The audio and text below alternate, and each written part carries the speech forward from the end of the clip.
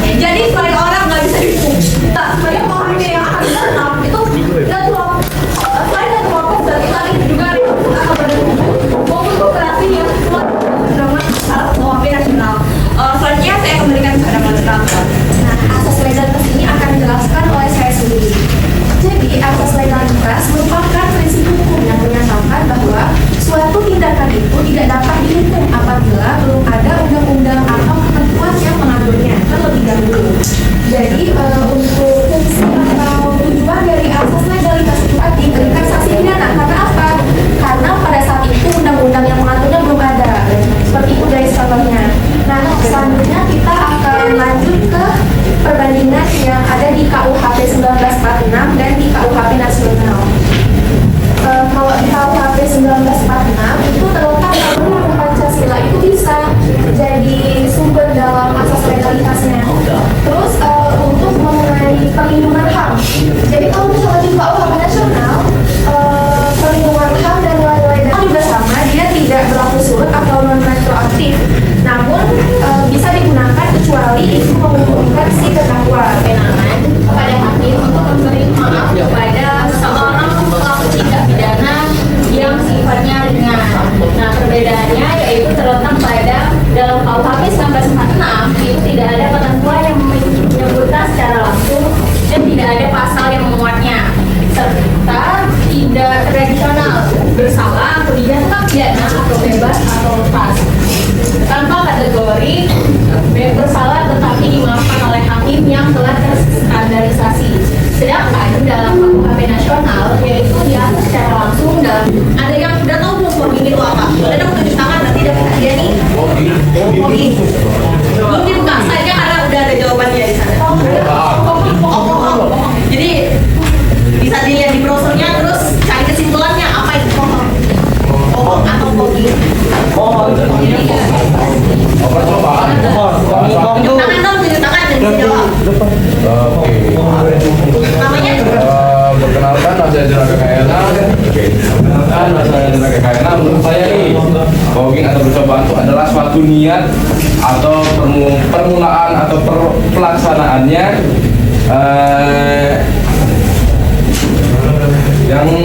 yang terjadi karena perbuatan memang diniatkan untuk terjadi tindak pidana dan berpotensi langsung menimbulkan tindak pidana yang dituju.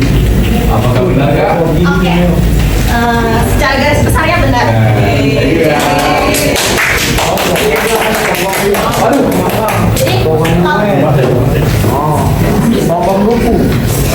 Jadi kalau singkatnya, bohong atau fogging itu adalah percobaan suatu tindak pidana.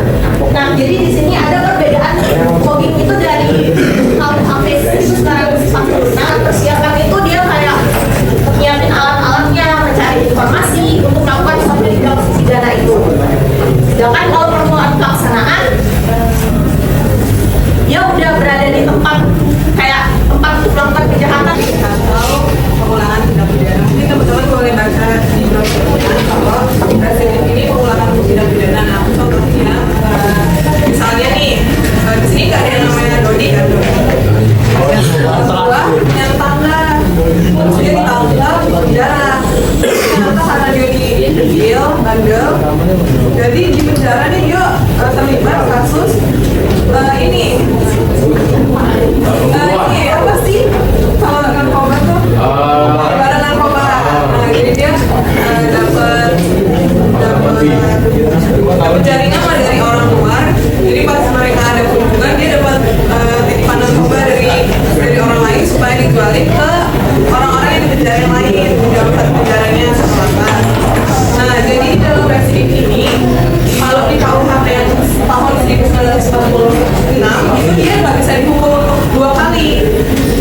Sedangkan di KUHP kita yang baru yang nasional ini dia bisa dihukum untuk tindak pidana pencurian buah tadi. Dan untuk standar dan KUHP nasional ini yang pertama itu kalau yang dulu residiv ini pengulangan tindak pidana ini dibedakan menjadi 3 jenis, yaitu sistem yang berbeda yaitu sistem residiv khusus. Jadi ini memungkinkan penerapan pemberatan pidana terhadap setiap bentuk pengulangan tindak pidana apapun. Jadi dia nggak membedakan tindak pidana apa yang dilakukan dengan apa yang diulang itu tidak dibedakan. Jadi Oke, sebelum kita tidak menjelasin supaya kalian juga boleh dan gak ngantuk, aku mau kasih hadiah untuk kalian di slide supaya kalian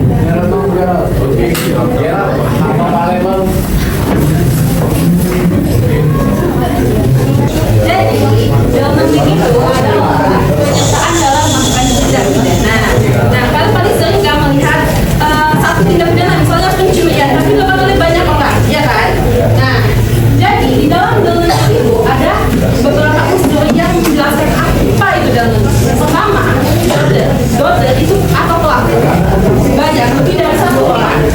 pembunuhan. Yang kedua adalah mereka bersama-sama melakukan tindak pidana. Nah, jadi di dalam undang-undang itu sendiri ada pembagiannya secara dua, yaitu adalah sebagai pembunuhan dan sebagai pembantu. Sebagai pembunuhan itu adalah sebagai pembunuhan itu ada pertama ada Don itu orang lain melakukan tindak pidana, tetapi yang disebut tidak dapat diminta pertanggungjawaban. Contohnya adalah dan yang terakhir ada willover. Willover itu seseorang menyuruh orang lain melakukan tindak pidana, tetapi dengan iming-iming hadiah. Nah, ada pembantu. Pembantu ini adalah seseorang